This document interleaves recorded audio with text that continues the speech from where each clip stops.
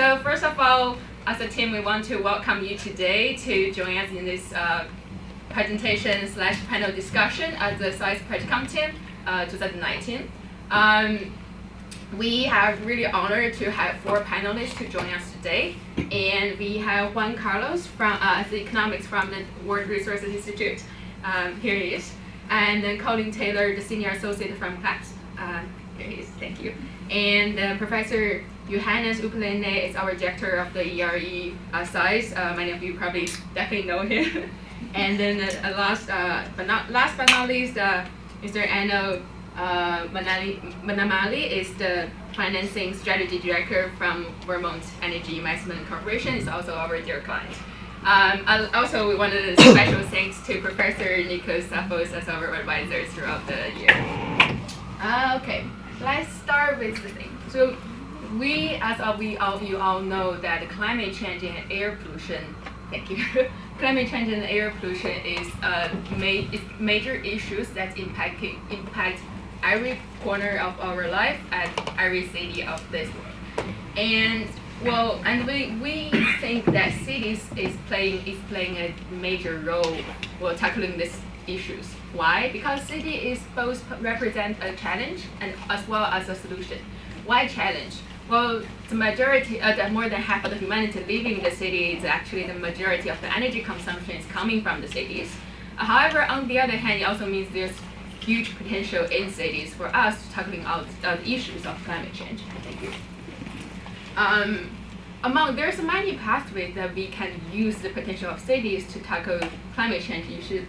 And here we want to discuss one of the solutions that our team think is sustainable, that can be applied into many cities. What is that? That we want to introduce you sustainable energy utility model. So in partnership with Johns Hopkins University and DC Sustainable Energy Utility, as well as Vermont Energy Investment Corporation, our team is investing what is sustainable utility model, why is the size in the cities in states so far, and how we can apply it in the emerging market here, which is our target city made in Colombia. And our team, let me introduce myself, Danni, and Batt, and Yuhan here, and Isabel. So together we're going to present to you our project that lasted for 1 year, and hope you enjoy it. So I'm going to walk you guys through the overview, give you guys an overview of what is the SEU models, and then my colleagues and I are also going to following this with steps. The first question, what is SEU models? It's kind of a new term. SEU models is, you can consider it as a utility model, but not like traditionally it's usually lied by the utilities in a larger scale. However, in this case, sustainable SEU is in cooperation with usually a non-profit organization. Here in this case, we're the Vermont Energy, and then it collaborates with local business. It collaborates with some non-NGOs and also some researchers to implement energy efficiency program in the city. Why not traditional utilities? Because it sounds great, right? Like we already have what we have, the utility that's in the realm. However, there's certain shortcomings of the traditional model. First of all, the traditional one that traditional one that doesn't have it doesn't kind of consider energy justice. You realize the benefit of skills, however, you kind of ignore the societal benefit within that. On the other hand, well, traditional utility model is nice because it kind of attract a large investment. It has a limited risk, but it also lacks an internal motivation for the model, for the utility to kind of push forward to keep the improve its performance, while the sustainable utility model here are based on the performance. The funding are based on the performance, so they kind of have the motivation to keep going well. Third of it, the last shortcoming of it is traditional utility, because it's too giant, it's a big bulk of it, that it limits their flexibility towards the market change, technology change are really limited, which we all know that in this world of all the fast pace of technology change, it's really critical. So that's why that we believe sustainable utility model came into play and can play an important role. And now I'm following gonna be a little bit really brief introduction of SAIS model from the structure, from the funding, and the services. We start from the structure, but also to start with, there's currently 2 EU models in the United States. One is Delaware, which is the first and established in 2007, and the other one is in District Columbia right now. There's except a little bit right now in India, but there's no existence of SEU in any developing world. So let's look at the structure of the SEU. We'll look at the bottom of the graph first. There's 4 key players here: energy service companies, local governments, community service organization, and utility others. Well, I'm not gonna read through all the contents here, but you can see they have each of them target different either fields or different functions, different end users. It's really comprehensive that covered all the perspective in the market. And then here is the target markets they are covered: electricity, natural gas, clean vehicle, green buildings, affordable energy service. Although we're not going to apply all of them in one model, however, it's nice to see how the SEU can be applied in so many different fields. So the next one, fundings. I think this is the one we got this graph from the Vermont Energy, and it gives a really clear image of how DCSEU is being funded. So we start here. The funding mainly came from the surcharge collected by anyone who has an electricity or gas bill. It could be people from it could be bill from in residential area, commercial area. It's all the bills. And now the surcharge got pulled into a trust fund. Then the trust fund through reimbursement goes to DCSEU. And the DCSEU uses fund for mainly 3 ways. One is office expenses, renting office, paying staff. The second one is project subsidies that which we were going to go into detail later. And the third one is workforce trainings to the customers, to the local business, and also to its own staff. And then the district government here the DC government here plays a role is to approve the disbursement of the trust fund to make sure it is valid, to make sure the fund is used in the proper way. Also, the evaluator third party here is kind of the same to maintain it is the fund was used in the right way, and then it's a performance based. And to kind of give you a summary of the DCSEU model, here is what the kind of service they're using. The service mainly it offered energy efficiency service in the residential commercial buildings, lighting and appliances. It also offered technical and financial assistance to consumers as well as local business. Funding, which we just discussed, it collects surcharge, and then it also has a number here. It's like the DCSEU annual budget is $20 million US dollars so far. I think that's quite significant. Management.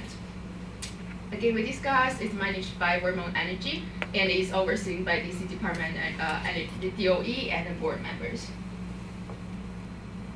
So that sounds great. Like we have organization, we have the fundings. What are the results? Here are the results. We try to visualize it. There's 1.2 million tons of lifetime carbon emission prevented in 2018 only. There's $187 million of energy lifetime saved costs are saved for the customers. All the electricity saved are enough to power 15,000 homes for a year. Based on all the results, we want to say, we kind of summarize and analyze what might be the drivers of this successful result, which by studying these drivers, we're also thinking these are the drivers that we could use for our own model in emerging market. First of them is overcome the shortcomings of utility-led efficiency models. As you must remember our first slide. Second of all, is very interesting is the human capacity. That it's important to have people that's either engineering, either business people or financial people have this just talented working on a team to apply the model in the most efficient way. The last one is a partnership with local business and the government, either local on the local level or more like provincial levels. So now we heard of the SEU apply in the developed countries, and here comes our main focus: how we can use it in an emerging market, because we all know that might be the future. And then let's introduce my teammate Yuhan about that. Thank you. Okay, so after knowing the DCSEU model, we should apply our model in Medellin. And before our implementation in Medellin, we should first know the current situations of Medellin. So here, our team members were going to introduce the background of Medellin, including its GDP growth rate, energy consumption, and also its environmental challenges. And also, we will introduce our expected results of our implementation of the DCSEU model. So first, let's take a snapshot of Medellin. It's located in the department of Antioquia in Colombia, and it also has a rapid urbanization rate. Currently, it has 2.5 million population in the metropolitan area, but it's currently outpacing all other major Colombian cities in the construction and also the urbanization. So it has a quite high urbanization rate compared to other cities.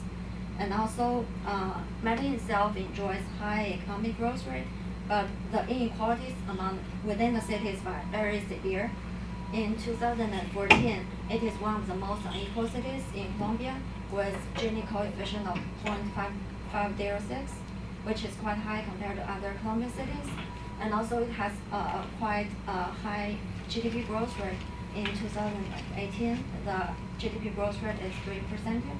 And we think that rapid urbanization rate and also the GDP growth rate drive up the electricity demand in Medellin. So from the left chart, we can see that the total electrical power consumption in Medellin from 2012 to 2016. So the source is from the Department of Planning of Antioquia, and 2016 is the most updated year we found. So when we look at the year start from 2014, we can see that there is a rapid increase in electricity growth from 2014. So the growth rate from 2014 is about 22%. Although the growth rate of electricity consumption declines from 2015, we still see that in the future, the electricity demand will grow in Medellin. And when we look at the sector consumption, we can see that the residential and commercial sectors account for more than 70% of its total electricity consumption. And when we apply our SEU model in Medellin, we will target specifically at those two sectors. And let's look deeper into the electricity consumption in the residential sector, especially the household appliances. So when we look at the residential sector, we can see that refrigerator itself accounts for almost 40% of its electricity consumption in the residential sector. And also the television and lighting account for 20% and 10% respectively. So when we target at the household appliances and also the residential sector's energy efficiency, we will look deep into those three appliances. And we also calculate our projected annual energy and cost savings of our model's application in Medellin. So we expect that when we apply an SEU model in Medellin, there will be 52 million kilowatt hours of electricity saved from residential and commercial sectors. And also there will be a cost savings for the residential sector of about $2 million. And we calculate those numbers, the first energy saving number, we calculate that from the current BAU energy consumption level, and then we estimate two numbers in the residential and commercial sector of the energy saving rate when we apply more efficient appliances and also build more energy efficient buildings. There will be an energy saving rate. So we multiply those two numbers together and then add the residential and commercial sectors up to get the energy saving number of 52 million kilowatt hours. And for the cost saving, we just based on our energy saving and we multiply that by 6 different stratums electricity price in Medellin to get the cost saving. And if you have questions about this number, we can explain later. And we can also look at the sustainable development progress in Medellin and also in Colombia. We can first look at the national level because Colombia follows the top-down policy approach. So when we look at Colombia itself, it has definitely committed to dealing with climate change issue.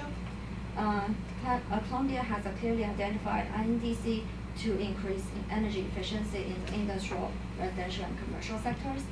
And also in 2016, the Colombia's government published its indicative action plan on energy efficiency to clearly state its goals and measures to implement its energy efficiency nationwide.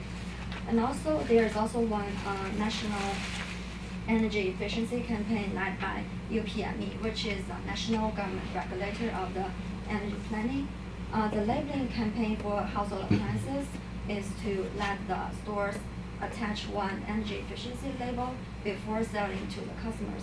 The appliances include refrigerators and also air conditioners. And when we look at the Medellin's municipal level, it's also definitely committed to the UN Sustainable Development Goals. There is one innovative energy efficiency program led by EPM, which is the largest utility company in Medellin. So the EPM's district thermal uses high efficient equipment to provide air conditioning while reduces energy consumption. And this is the only one innovative project in Latin America. And also Medellin itself faces very severe environmental challenges, especially the air quality problem. The World Health Organization ranked Medellin as the 9th most polluted city in Latin America. And also, as we talked before, Medellin has a quite high urbanization rate, and also the expensive growth in the city over the last 10 years has dramatically affected its air quality problem. And also, the city has gone into red alert of its air quality each year since 2015. So when we apply our SU model in Medellin, we also want to address this environmental challenge issue and also reduce the air pollution in Medellin. Thank you, Yuhan. So we looked at all these different reasons why there should be an SU model. And now let's have a closer look at the residential sector in Medellin. So as Yuhan mentioned, there's a high level of inequality among its citizens nationwide in Colombia. And because of that, there's a cross-subsidization, strata-based zonal system in Colombia, and that's also in place in Medellin. So this is a system where neighborhoods are stratified based on their income level, from 1 to 6, from poorest to highest, or to most wealthiest.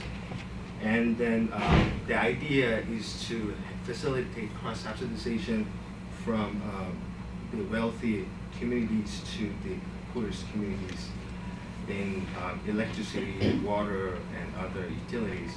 And an SU model, successful and sustainable energy utility model, needs to take this system into account closely. So we are now looking at the electricity pricing in Medellin for the past 5 years. So it's based on this strata-based system. If you look at it closely, the poorest areas households pay about 7 cents per kilowatt hour, whereas highest income families from strata 6 pay about 19 cents US cents. This is 7 cents and US 20 cents per kilowatt hour.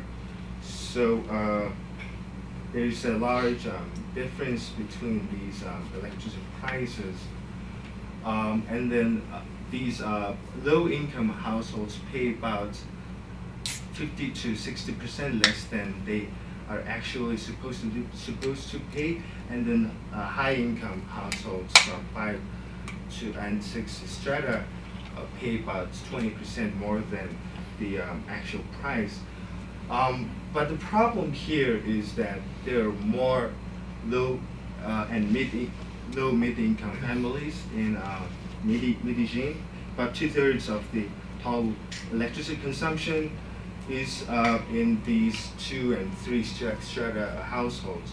So, for that reason, cross-subsidization from strata 6 cannot fully subsidize these households. So about 80 to 90% of these subsidies has to come from the national government to the solidarity funds of the municipal government through transfers.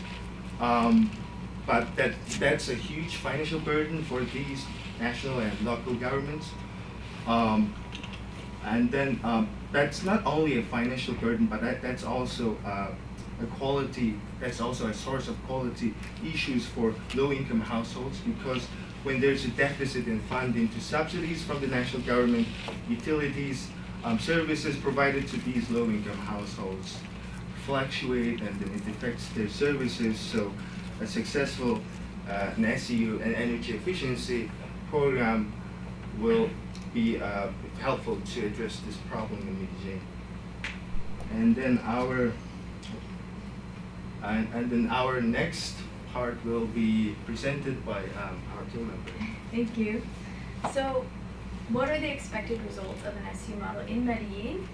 We mentioned earlier that we want to increase energy efficiency both in the residential and the commercial sector through more inefficient lighting and appliances, in particular refrigerators.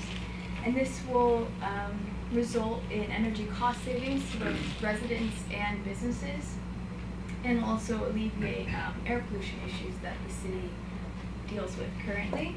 So while this program will be costly upfront, it obviously has a high return in terms of environmental and social issues that it can help alleviate within the city. So let's take a deeper look into what applying an SEU model in Medellin would look like. So over the course of our project, we had the opportunity to speak with some energy and environmental experts within the city who've helped inform our research and analysis.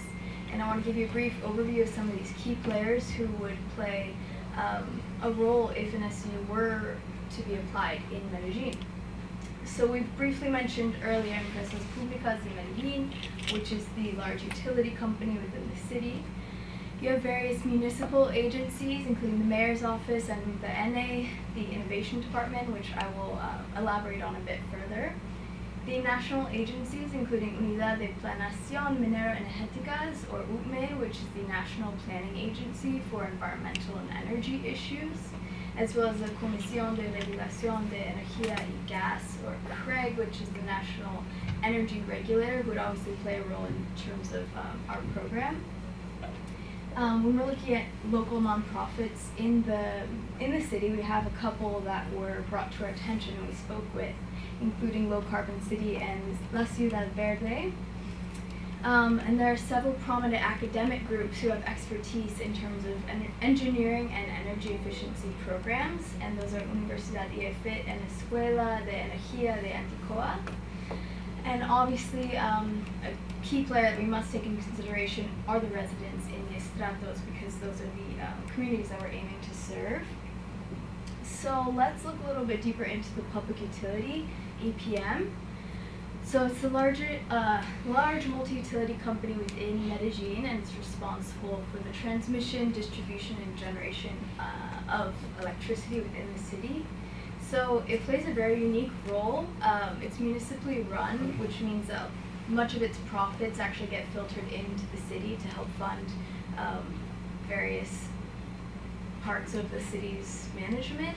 And an interesting thing about that is that 30% of its revenues go towards public works projects and urban development within the city. So they've kind of built this reputation for innovation and sustainable urban development in the city, which is pretty unique for a public utility. So next we have Ruta NA, which is the innovation department, which is also municipally run. And it is responsible for fostering innovation in science and technology within the city and in Colombia at large. Its goal is to improve the quality of living and foster innovation within the city. So we think that Danni can play a pretty large role in helping to sort of incubate an SEU in Medellin, because they help to sort of bridge the gap between businesses and government. So our intention is that they can sort of help pilot a program using their resources. And then in an effort to identify local mission-driven organizations that would help to implement sort of the mission of an SU model, it was important to identify key players in this space.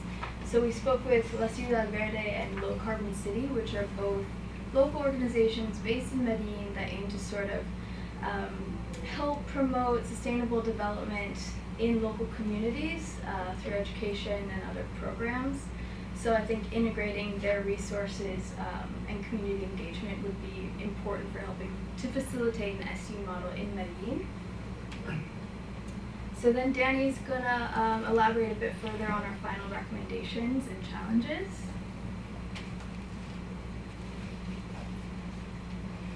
We want to follow our path and then to divide our recommendation to 3 parts: services, funding, and management.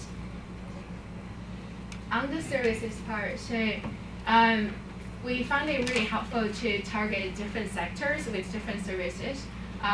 For example, regarding the residential area, we're thinking indoor lighting, which including replacing the current existing low efficient light bulbs to the more higher efficient ones, most likely LED light bulbs.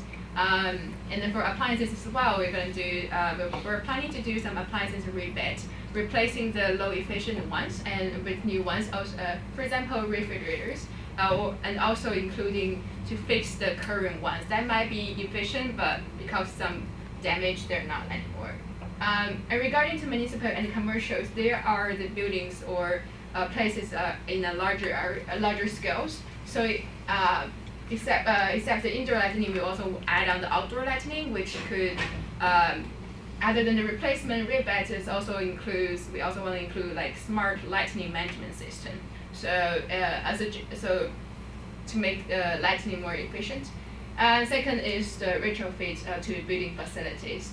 This could including to make the watering and heating system more efficient, replacing the windows, also add a smart control system. The third part is we kind of categorize other services. It's actually constituted by different smaller parts. One is we want to have certain programs that aim to support the low-income groups. For example, it could maybe offer the low-income groups affordable housing that's energy efficient. Secondly, we wanted to offer technical and financial assistance to local consumers and also small to medium-sized enterprises. And so we want to also include workforce development and public education. The last one is more to raise awareness in the citizens among the city to kind of emphasize that energy efficiency is really important. Thus kind of promote our models and our services. So in terms of funding, our proposed structure is rather simple. So there are currently 2 SEU models with 2 different approaches, with one using electricity surcharges and the other bonds and other market-based instruments. And then our model is, proposed model is based on the first one, electricity surcharges. So residential and commercial users, electricity surcharges will be added on their electricity bills monthly, and that would be pooled to energy efficiency fund through the utility EPM, and then that will be reimbursed to Medellin SEU's performance and also the contract-based projects and rebates, subsidies, and other expenses. And then in terms of timeline of the funding structure, so I mentioned that we are starting simple, but in the first 2 to 3 years, it will be limited in scope and electricity surcharge only. but the surcharge will be added on customers progressively, with the highest income families paying more. And then in the next phase, there will be introduction of market-based instruments, and so the program will expand from there. And then in the final phase, surcharge will be reduced, and then more market-based instruments will be included in our approach. And then there will be more participation from the private sector and also from commercial and investment banks in funding this project. The next one. So the final part of our SU model's recommendation is about the management of our SU model in Medellin. So here we identify 3 different organizations that could serve as the managers of our model in Medellin. The first part is from the government level.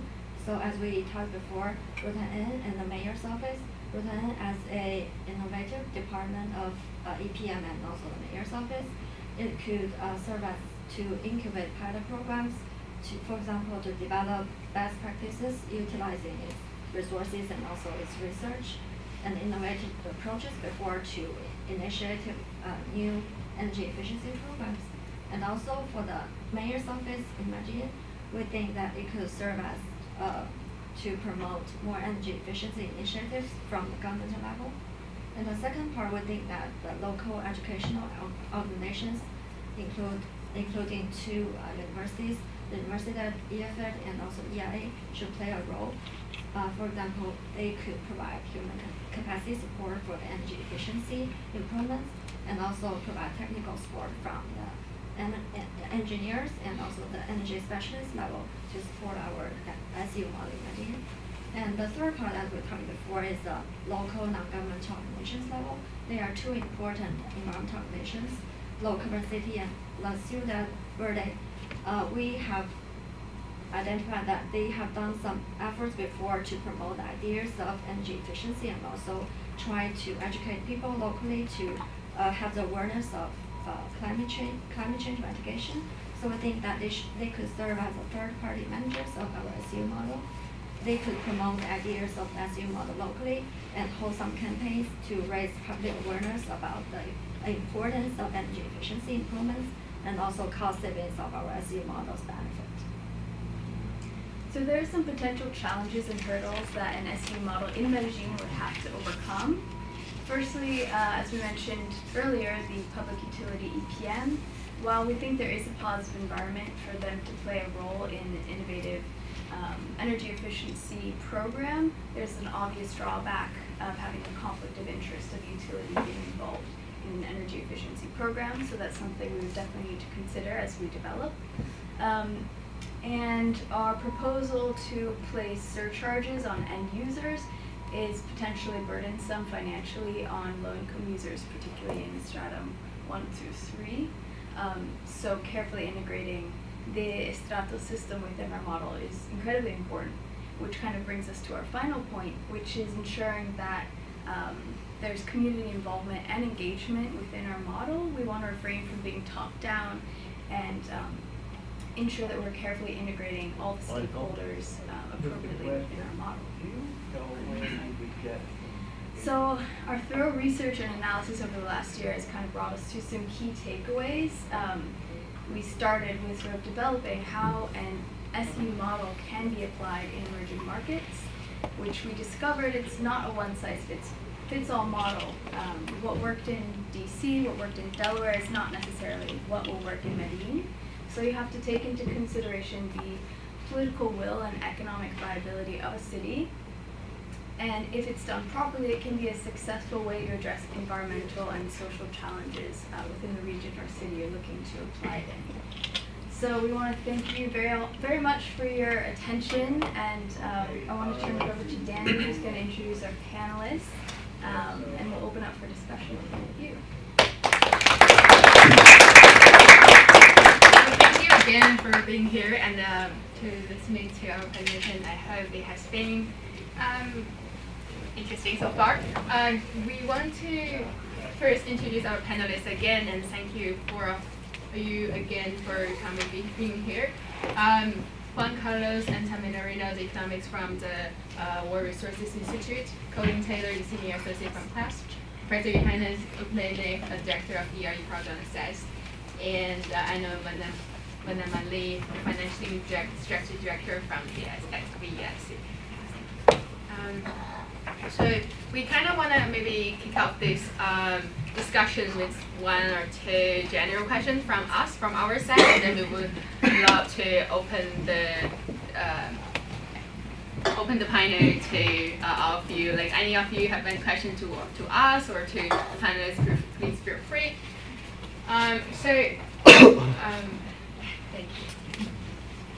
For our four panelists, we would really appreciate maybe if each of you can give like 1 minute of your to tell us your formal experience regarding to energy efficiency or regarding to this kind of utility models in emerging market, and then maybe add a few comments on how you feel your perspective on SEU model, DCSEU, and SEU model in the emerging market. What the challenges there, if you see any potentials there, that would be awesome. We could start from this order maybe, if you don't mind. Yeah. Yes. Thank you. Thank you for the invitation and everyone. I think that's quite interesting. I was not familiar with this network utility management style, which is quite interesting. And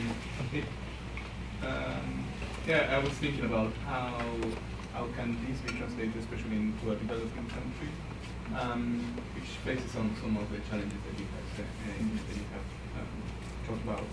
And one of the things also is, and I was not quite sure if this is more focused towards a city that has the largest energy consumption to residential or commercial, like DC or Delaware, I guess.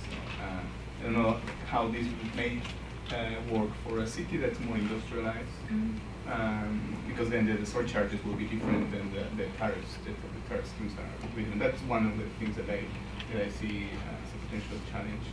As opportunity, I think that's quite innovative, and I think it could be definitely well received in Latin America, for instance. The challenge there is also the tariffs and all the subsidies and how they are managed, because this one is. I'm surprised that Medellin has this strata of the subsidies and how they cross-subsidize, but in other cities it's like really chaotic how they charge people for electricity, if they charge for electricity at all. So that's another how you will manage that. And finally is the capacity, because that's I don't know what level of complexity and capacity you will need to run one of these schemes, which again in the US you have very talented people with a lot of experience. How this will, what will be the challenges, and I think that will be one of the major hurdles. Try to find this exact type of capacity in developing world. Thank you. Thanks. If Colin, you don't mind. Sure. So I think sort of building on what you had mentioned, I think a good example in Latin America, this sort of utility financed energy efficiency program would be in Brazil, where they take about 0.5% of the electricity receipts and use that for energy efficiency programs, partially managed by Eletrobras itself and partially managed by the distribution utilities. And they've been fairly successful at implementing things like refrigerator replacement programs. One of the questions in these sorts of programs is, in a country like Brazil or Colombia, where you have a high rate of electricity theft, can people who are stealing electricity participate in these programs? At first glance, you would think that's a bad idea. These people aren't paying for electricity, and you don't want to provide them support. But the benefits of energy efficiency will accrue to the whole system, particularly in these cases where probably people are using incredibly inefficient equipment because they don't care, because they're not paying for the electricity. And so getting someone a new and efficient refrigerator may save the system overall quite a bit of money, far more than what it would cost to put the refrigerator there. So I think that there's there's some interesting things to think about, and there's some good examples, I think, from other countries. Mexico has also done an experience with financing energy efficiency investments in households and air conditioners and refrigerators through on-bill financing done by the utility. That's been maybe a bit more of a controversial experience since electricity consumption actually increased following the replacement program. But I think there are some good examples that Medellin could copy from other countries and integrate in then the SEU model, which would be completely new to Latin America. Thank you. Yeah, we definitely want to consider, like one thing is like the CCU model or other alternative models is definitely not like a one fit for all model that we want to consider local context. But again, at the same time, we could learn a lot from the formal experience and experiments. Yeah, thank you. Professor Danni. Yep. So Yes. my main thought on this is really concerns why don't we see these efficiency improvements happen through a normal market interactions. So what is it that prevents Medellin from doing all this without the sustainable energy utility? Is it that the pricing is too low? Is it that the electricity is just too cheap overall? Is it the lack of capacity, that there's just no ecosystem of energy service companies? Is it some other lack of awareness? What is the problem that you're trying to solve here?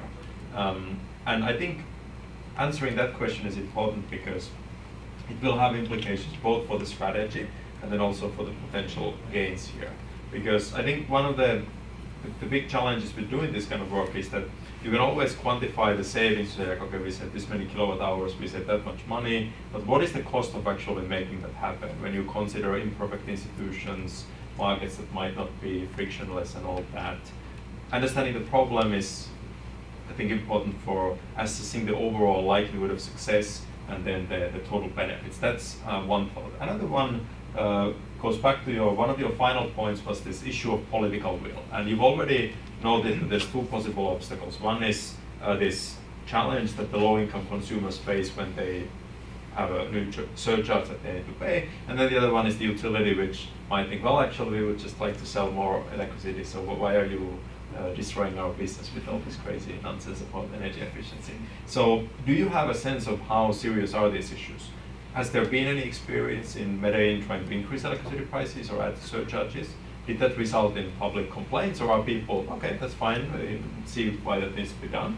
And same on the utility side. Is the utility politically active? Is it progressive? Is it very kind of traditional? What is their outlook for all these issues? And I think these are quite important questions to ask. They're related to each other because if you design a system where you have a surcharge that funds some good activities, suppose that you manage to take the money, and then because of some kind of corruption problem or something, the improvements are not forthcoming. For politician, that is probably as bad as it gets. It's a scandal where you say, you took a lot of money from poor people, and you did nothing with that money except maybe buy yourself a private plane or whatever is corruption causes. So try to think through, can you get the policymakers and politicians support for something like this, considering these risks and challenges, is my key question for you. Okay. So, If you want to comment. So yeah, thank you. Let me answer. My question is that political. There's according to our research, there's strong political will at the national level. There are multiple programs initiated by the national government, the Ministry of Mines and the Ministry of Mines and Energy. And then at the individual politicians level, we don't have much data at this point. But in terms of the government's efforts to reduce their financial burden stemming from these subsidies has been witnessed recently in a way where the subsidies were reduced for these low-income households in February. We just learned that just recently, and that happened in February. And then for the Stratum 1 customers, it reduced from 60 to 50%, and for 2 it's 50 to 40%, and for 3 it is now it was 15%, and they completely reduced, eliminated, but that is we do not know what the effects of that was, but according to our meetings or calls with people on the ground, there was a strong backlash last year when the government decided to reduce electricity subsidies for Stratum 3. So, yeah, did I answer your question? There was many questions built into one. You gave us some very useful insights on what the political challenges might look like. Yeah. Thank you. Actually, Professor, you also raised our second question. Like the beginning, we were talking about like what's the initial motivation for it. But so my discussion might get back to our panelists later. And then I know Sure. if you, yeah. I mean, to a certain extent, I feel I should be on that side because we work with DCSEU. Exactly. I'm not going to question why I have a DCSEU. That's questioning my own paycheck at that point. But what I will question is what's beyond what you saw, right? So I always thought, and one of the reasons why we end up doing this joint effort is because while we are doing what we're doing in DC, it is being done in this context. To me, all these ideas can take a whole different flavor in the developing world when you can avoid locking into a whole bunch of infrastructure that we did in developed countries in the past few decades. And you can leapfrog and to the new technologies that are coming. So while of course focusing on efficiency in buildings, the plants make sense, in your conversations on the ground, did you get a sense that this could also be a platform for let's say renewable energy technologies on the distributed scale, or electric vehicles, or just other sort of third generation energy related technologies? Do you get the sense that this could have potential in that aspect also? Yeah, I would say that idea definitely come across in our mind, particularly when we are, like you were just saying, the frog lifting. One thing about working on the emerging market is that we kind of like we're stepping on the shoulder of the giant, that we could not only use the past experience but also use the advanced technology. So we're thinking, for example, rooftop solar combined with smart metering. It could definitely, there's a potential there. We definitely think of that. And also when we're looking back at the DCSEU, that the target market, it will also kind of, they have the potential, or they have these ideas like we could, it could go clean vehicle, it could go to the distribute affordable energy, it could go on many other ways. So that's definitely crossing my mind. In this model so far, we hasn't included yet, but I think if we were like thinking we want to kind of improve our model, we would definitely wanted to include that part. Yeah, the idea definitely come into mind, and I believe also it plays a big important role there. Okay, we have one more last question from our group and from our team, and then the floor is everybody else.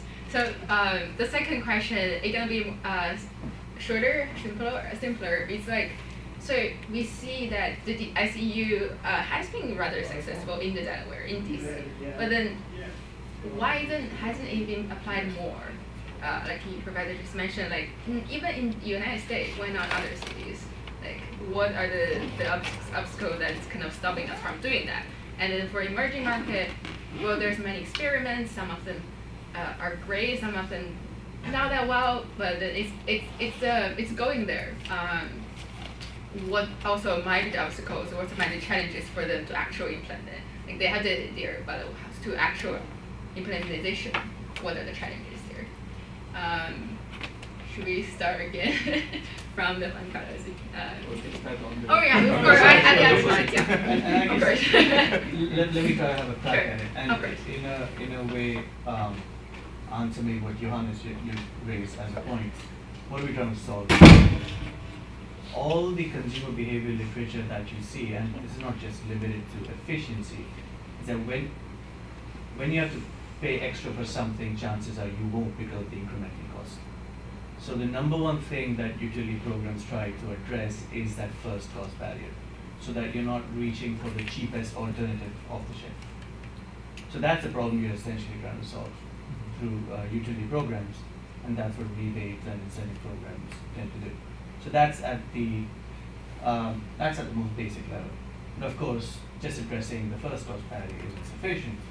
So the SEU then becomes a platform for overall market transformation, because you obviously have supply chain gaps, or you have human capacity gaps, and whether it's at the consumer level or even the utility level, and even the implementer level. So it's a platform for addressing all that is standing in the way for higher efficiency.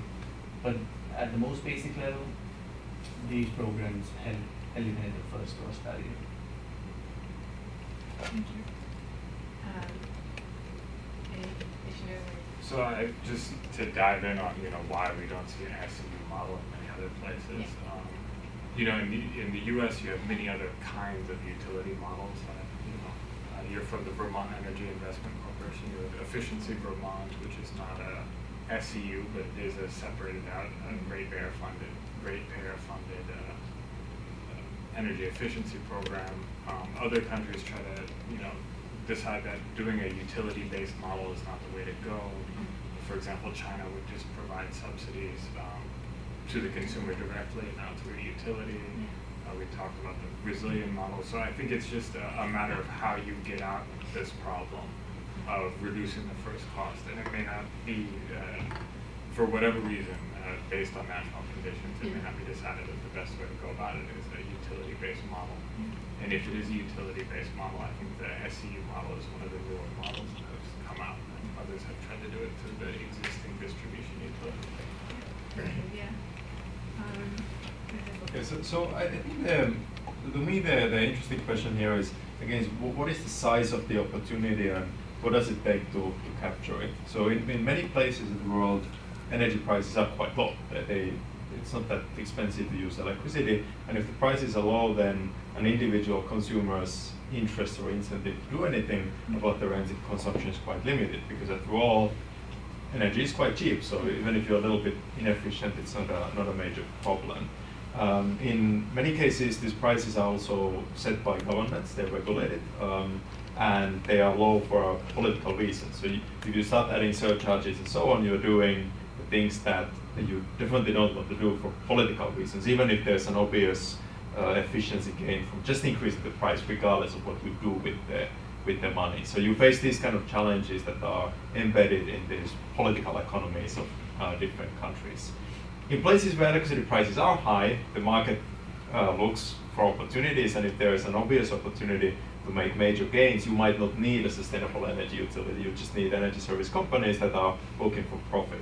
So you have to find this sweet spot where the market is not solving the problem, but at the same time there is an opportunity, and that's where the sustainable energy utility is available. And then you throw in all this, because it has to, in some sense, the initial push has to come from some kind of a political decision or non-profit funding or something like that. It also becomes a question of ideology.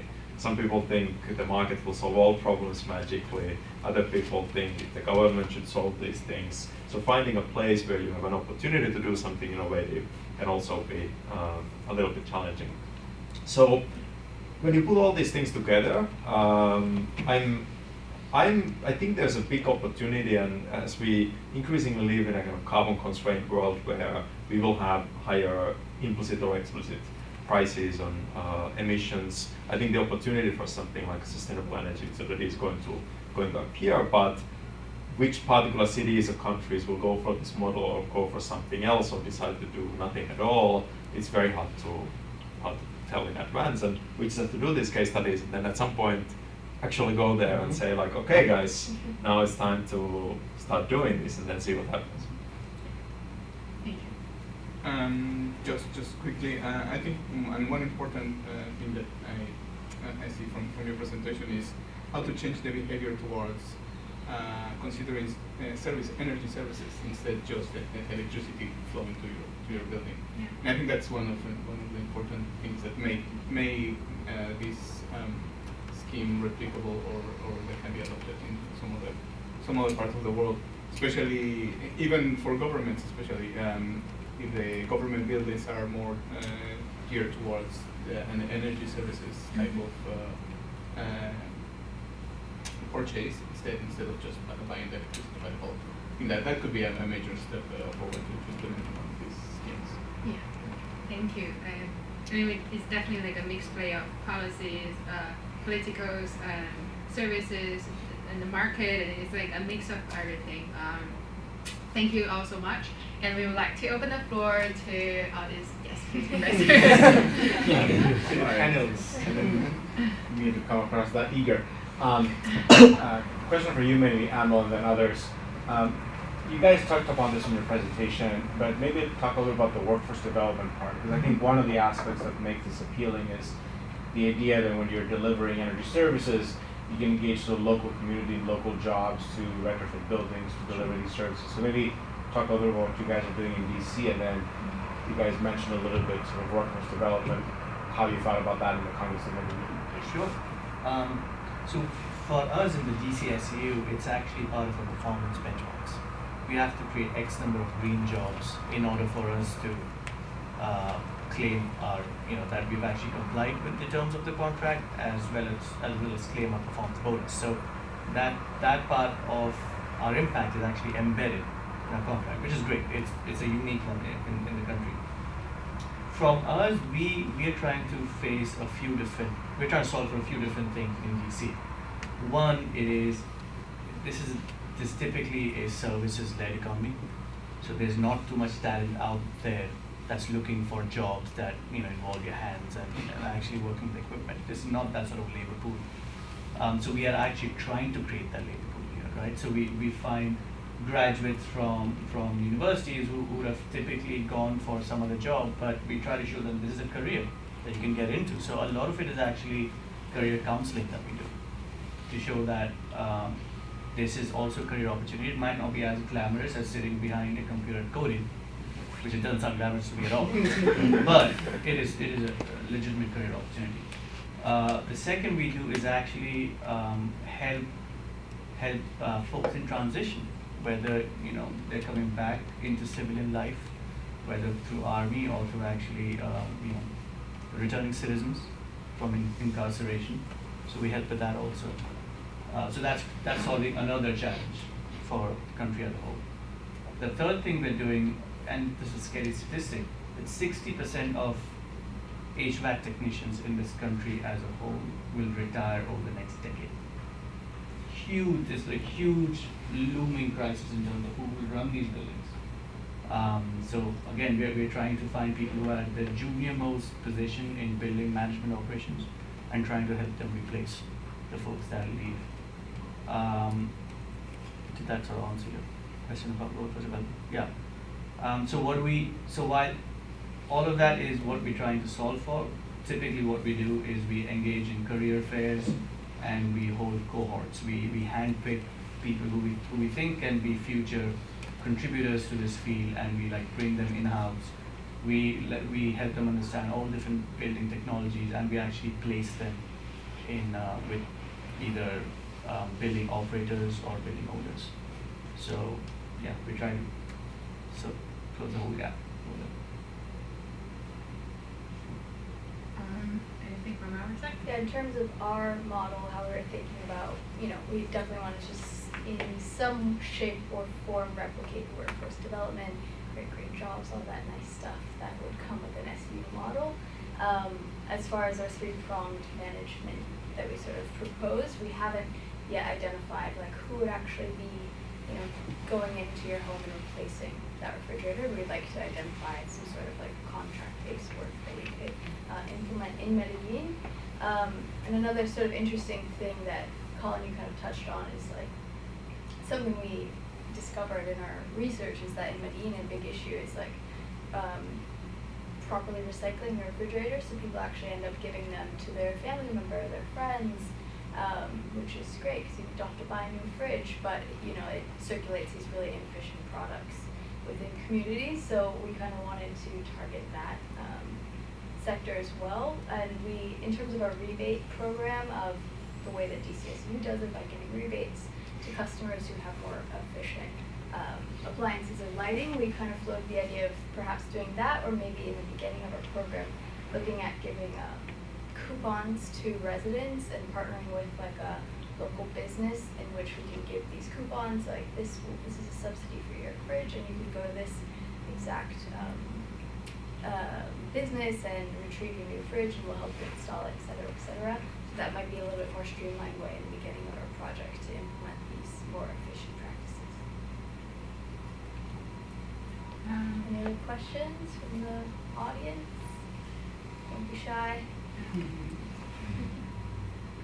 It could be to ourselves or to our panelists. Just please identify yourself, maybe big further questions.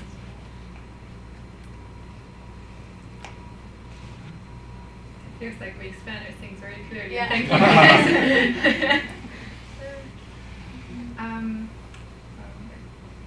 If there's no questions, I guess let me ask yeah, sure. Juan Carlos. Of course, please. Might as well use this time. Okay, my next meeting's at 2:30. What actions do you see developing countries at all? And I'm turning towards you only. I assume you work on international issues about inefficiency. What actions do you see countries taking for energy efficiency, and maybe even for distributed generation in cities that are more popular, let's say, than this alternative approach? What is very popular now is they're starting from the I'd say bottom up. They are starting from the coding, from the codes, the building codes. And so they, for any new construction, at least in Mexico, where I'm from, they just issue a couple of years ago a new building code where all new buildings has to meet certain energy efficiency requirements. And this is important, especially like in cities like Medellin. I think I don't know how the building code if they consider energy efficiency, but that's one of the key start from regulation. The other is transition to this idea of services instead of just the energy or the electricity. The schemes of exchanging the inefficient appliances to, and it's in terms of renewables, I think there's also a movement towards buying better energy. I think they're trying to replicate some of the schemes here in the US where you have this buyers club where a city or the organizations they get together and they try to buy bulk electricity from renewable sources. But it's one of the many that I can think of. Okay. So interestingly now, in DC, the DCSEU is now moving to a regime in which one of the ways we can contribute to the city is by helping building owners and developers adopt to newer aggressive codes. That itself is a service, and SU, and it's not something I discuss with you all because it's not a current offering. But looking at the fact that just having the code isn't good enough, is do the people have the capacity to actually follow it and follow through, or does it just become a market barrier, right? So part of what an SU can do, and we're moving towards that, is actually helping adopting newer, better codes. Because otherwise it's just a paper. No one knows how to get it done. Implementation. That's one of the major barriers also in the developing countries. Yeah, you have like really good rules and codes and everything, but at the end it doesn't happen. But yeah, no, that's the next challenge. And let me ask our friend from CLASP, what has been in your view the most, or maybe the few successful strategies in getting more efficient equipment onto the shelves in the developing world? Sure. So I think probably the most successful tends to be just providing those rebates and subsidies. Okay. Consumers respond to rebates and subsidies. I think as a first basis for any sort of rebate or subsidy program, you need a labeling program so that you can quickly and easily identify the most efficient products. Without a labeling program, I think you're nowhere. It's no one's going to want to evaluate each individual fridge before you provide a subsidy for it. So those two things sort of work together. Beyond rebates and subsidies. There's been some attempts to move consumers by providing information on digital platforms where you can compare the cost of ownership over a number of years. Some people argue that these have been successful. I'm not totally convinced yet, but we'll see where that goes. So I can follow. I think one interesting different approach is in India is the LED program, where basically the government just decided that okay, these LED lights are great, but they're too expensive. We are just going to buy hundreds of millions of them. And then they brought the cost down by something like 90% because they created this massive market. And people started competing on who can provide the LED lights at the lowest cost. So that's an example where if you have enough scale, sometimes a brute force approach can actually get you quite far. So in DC, you know, we're a little tinier than India, but we've actually adopted the same approach. We've actually subsidized the tag price of LED bulbs in the supermarket. So you walk in and the LED is cheaper than the CFL. So of course, you know, we do the same. So scale is important, but size is not everything. That's right. And I wanted to comment that actually India now is seeking to do the same thing with air conditioners. Bulk purchases. They did the first round of bulk purchases of 100,000 air conditioners about a year ago. And then there's a plan to do another, I think, and that was only for the commercial sector, for ATM rooms. Now they're seeking to do another round for the residential sector as a pilot project of only about 50,000 air conditioners. I don't know if that'll move things. That's a little small to really cause manufacturers to respond. I think you need to be doing a purchase more like 500,000 air conditioners to make the manufacturers respond, but we'll see. They're putting their toe in the water.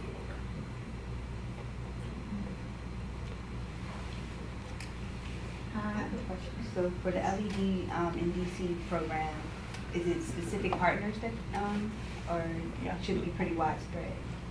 We approach some of the biggest names like Lowe's and Home Depot, etc. I think even Ace Hardware. So yeah, but anyone wants to sign up, they can. But we tend to go to the bigger ones. Not every bodega or every corner shop, but the big ones. Okay. On this note, I want to thank you again for coming. I hope it has been a nice little lunch break for you all, and I hope you like energy efficiency a little bit more than before this lunch. And thank again for our panelists to come here and Professor Nico Sappos to come here too. And then there's more food there, so if you want to take away a little bit of cookies or sodas, please do. Well, thank you. Hope you have a good afternoon.